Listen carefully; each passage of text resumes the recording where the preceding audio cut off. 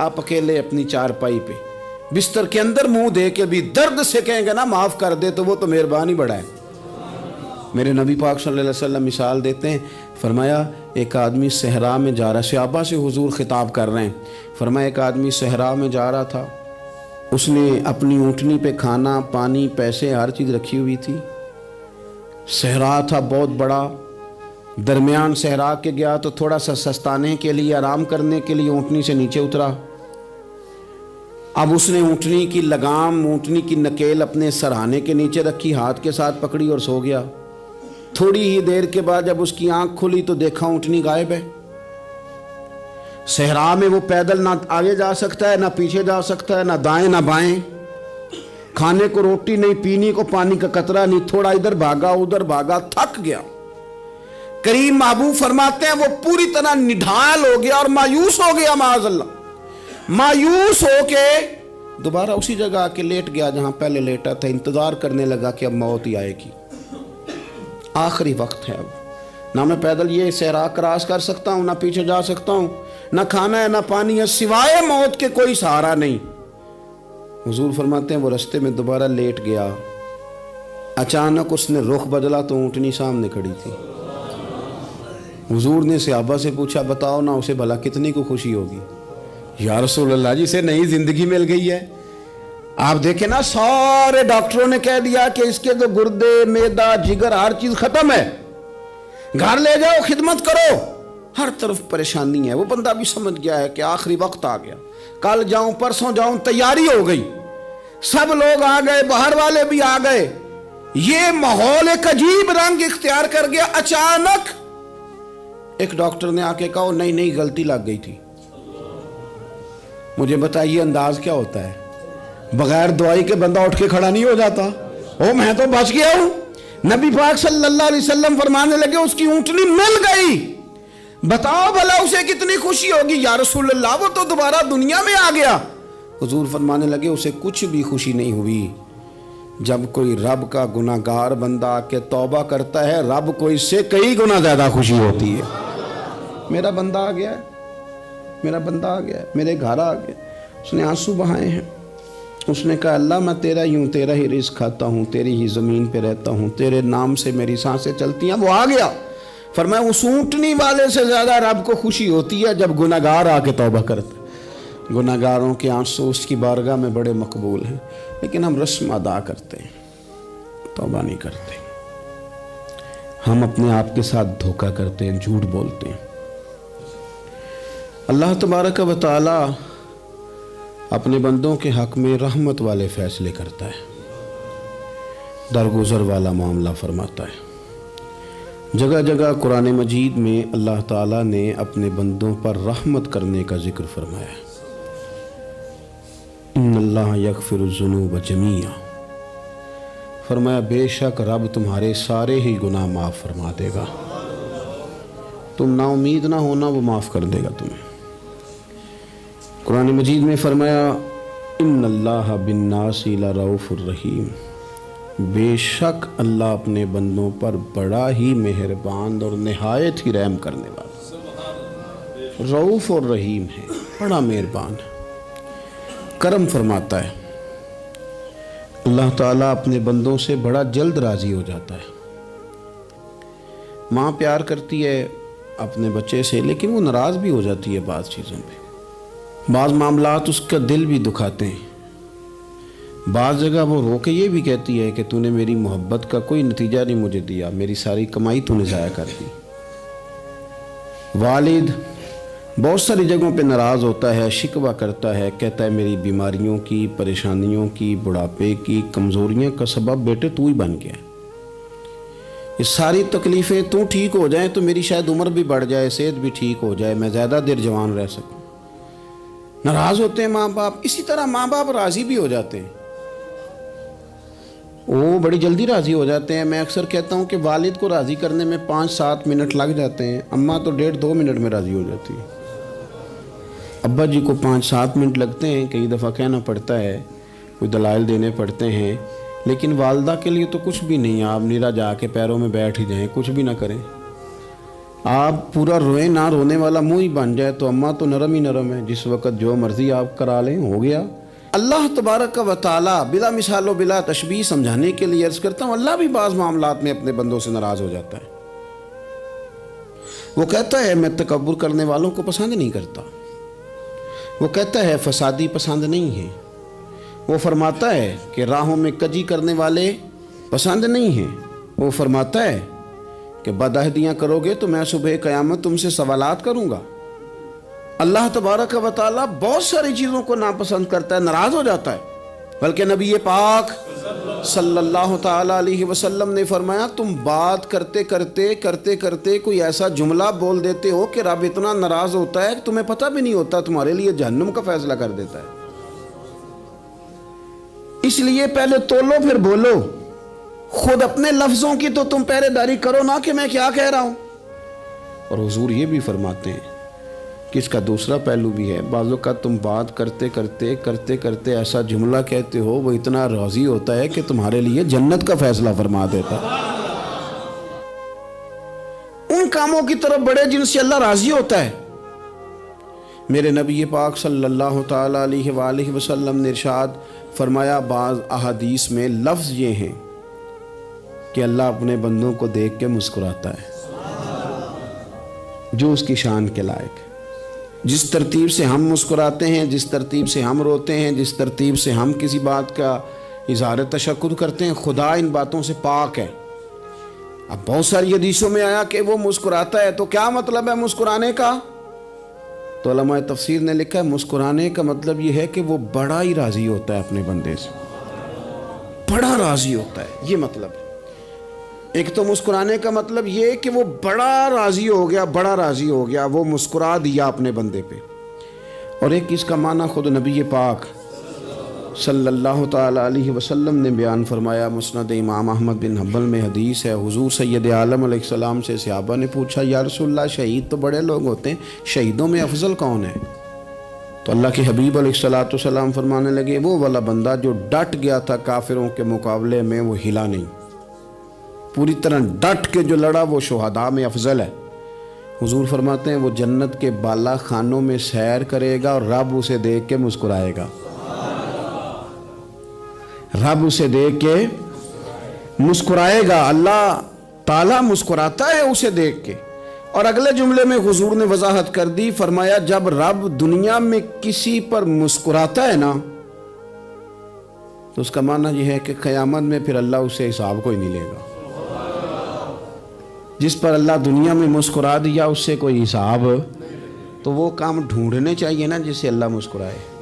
چھوٹا بچہ بھی ناراض نہ ہو تو وہ چیزیں وہ ڈھونڈتا ہے کہ اس کو کیا پسند ہے، چاکلیٹ لے جاؤں، فلاں چیز لے جاؤں، آئس کریم لے جاؤں۔ تو ایک بچے کے لیے، گھر کے لیے، سربراہ کے لیے اتنی محنت کرتے ہو تو وہ کام بھی ہمیں ڈھونڈ کے تلاش کرنے چاہیے نا جس سے رب راضی ہوتا ہے، اللہ راضی ہوتا ہے۔ بتاؤں وہ کون کون سے کام ہیں؟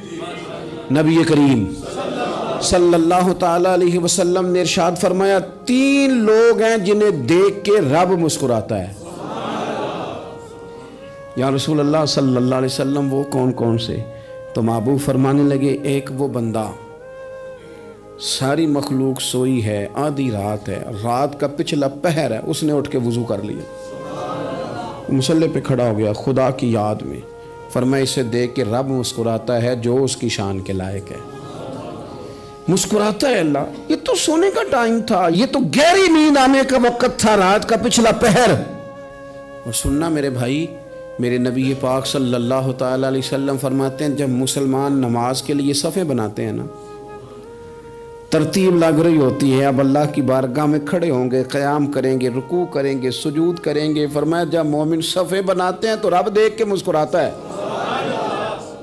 مسکراتا ہے۔ کمال ہو گئے عروج بندگی کا، جب بندے کو دیکھ کے رب مسکرائے، خدا بندے سے خود پوچھے بتا تیری رضا کیا ہے، مسکراتا ہے۔ اور میرے نبی پاک علیہ السلام فرماتے ہیں جب مجاہد جہاد کے لیے صفیں سیدھی کرتے ہیں، آج تو یہ رب کے نام پہ مرنے ہی آ گئے، یہ صفوں میں کھڑے ہوں گے، ترتیب سے لڑیں گے، ترتیب سے گلا کاٹیں گے کافروں کا یا شہادت لیں گے۔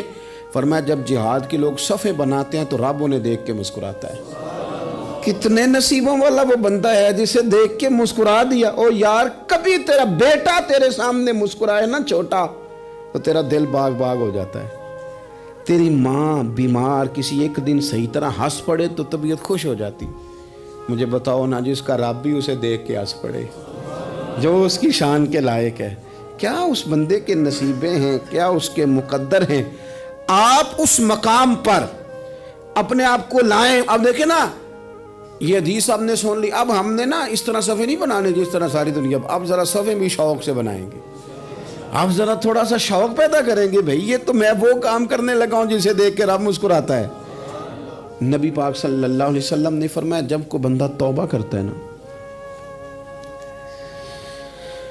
ہم توبہ کا رٹا لگاتے ہیں, یا اللہ میری توبہ یا اللہ. اور توبہ کا تو مطلب یہ ہے کہ پچھلے گناہوں سے پکی توبہ, آج کے بعد یہ غلطی نہ کرنے کا پکا وعدہ.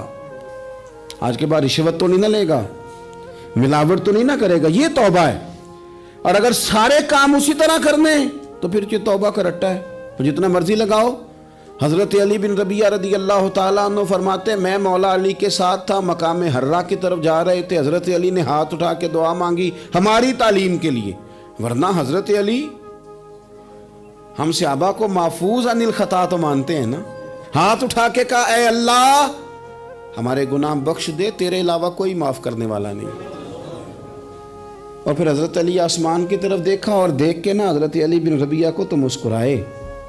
حضرت علی بن ربیعہ کہنے لگے حضور مسکرائے کیوں ہو؟ فرمانے لگے ایک دن میں حضور کے ساتھ اسی طرح آیا تھا, اسی طرح حضور نے دعا فرمائی تھی ہماری تعلیم کے لیے, اور پھر حضور مجھے دیکھ کے مسکرائے تھے اور فرمایا جب کوئی بندہ رب کی بارگاہ میں اس طرح استغفار کرتا ہے تو رب مسکراتا ہے, اور مسکرا کے فرماتا دیکھ لو میرے بندوں کو پتا ہے کہ میرے علاوہ معاف کرنے والا کوئی نہیں. انہیں پتا ہے, تم اس کی بارگاہ میں رجوع تو لاؤ, آؤ تو صحیح دو آنسو لے کر. اقبال کہتے ہیں کہ موتی سمجھ کے شان کریمی نے چن لیا, قطرے دو گرے میرے ار کے انفال کے. دو میں نے آنسو بہائے تھے تو اس کے کرم نے تو موتی سمجھ کے چن لیے. سنو نا حضور اس استغفار کو اللہ کو یار رات کو توبہ کر کے سونا چاہیے ہمیں. کچھ غلطیاں ہم کرنا نہیں چاہتے پر ہم سے ہو جاتی ہیں, کچھ دل ہم توڑنا نہیں چاہتے پر وہ ٹوٹ جاتے ہیں, ہماری مجبوری ہوتی ہے ٹوٹ جاتے ہیں. رات کو اس کی بارگاہ میں ہاتھ باندھ کے کشکول طلب دراز کر کے خوب استغفار پڑھنا چاہیے کہ مالک بندے ہیں نا کیا کریں, خدا را خیال کریں. دنیا روٹتی ہے تو روٹ جائے, رب رسول ناراض نہ ہونے پائیں, اس کا خیال کریں. حضور فرماتے ہیں وہ مسکراتا ہے, اسے خوشی ہوتی ہے جب کوئی اس کا بندہ اس کی طرف رجوع کرتا ہے. میرے عزیزو رسول پاک صلی اللہ تعالی علیہ وسلم نے ان لوگوں کے تذکرے کیے جنہیں دیکھ کے رب مسکراتا ہے. نبی پاک صاحب الالاق صلی اللہ تعالی علیہ وسلم فرماتے ہیں, مسند امام احمد بن حنبل دیکھیے, فرمایا رب اس وقت بڑا ہی مسکرائے گا جب قاتل بھی جنت میں جائے گا, مقتول بھی جنت میں جائے گا. یا رسول اللہ مقتول تو گیا, یہ قاتل کیسے چلا گیا؟ حضور فرماتے ہیں جائے گا, اور جائے گا اور رب مسکرائے گا جو اس کی شان کے لائق ہے. یا رسول اللہ کس طرح؟ تو نبی پاک صلی اللہ علیہ وسلم فرمانے لگے اس نے ایک مومن کو قتل کیا تھا, وہ شہید ہو کے جنت میں چلا گیا. اب اللہ نے بعد میں اسے توبہ کی توفیق دے دی. پہلے اس نے کلمہ پڑھا, پھر یہ میدان میں اترا, کافروں سے لڑا, یہ شہید ہوا, رب نے اسے بھی جنت دے دی. قاتل بھی جنت میں, مقتول بھی جنت میں. اور بات اتنی انوکھی ہے کہ رب دیکھ کے مسکرا رہا ہے جو اس کی شان کے لائق ہے. ہم جلدی میں ہیں, ہم انتظار نہیں کر رہے کہ شاید توبہ کر جائے, ہم انتظار نہیں کر رہے. لیکن میرے عزیز اتنی جلدی نہ کریں. سوچوں کا صاف ہونا, ذہنوں کا پاک ہونا, اور لوگوں کے بارے میں گمان کا اچھا ہونا. آپ کسی نفسیات کے ڈاکٹر کے پاس چلے جائیں, اسے کہیں ٹینشن بڑی ہے. میں ان کے مضامین پڑھتا رہتا ہوں, وہ سب سے پہلا سبق آپ کو یہ پڑھائیں گے کہ اچھا سوچا کریں. اچھا سوچنے سے بندہ تندرست رہتا ہے. کس سے بندہ تندرست رہتا ہے؟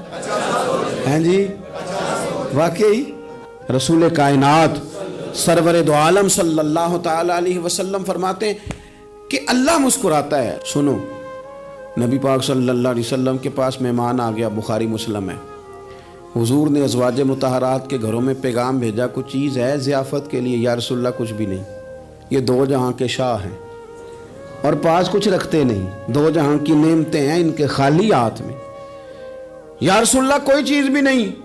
हुजूर ने सहाबा के मजमे पे नज़र डाली, या रसूलल्लाह सल्लल्लाहु अलैहि वसल्लम हुक्म हो, तो हुजूर फरमाने लगे तुम में से कोई बंदा है जो इसे घर ले जाए रोटी खिलाए?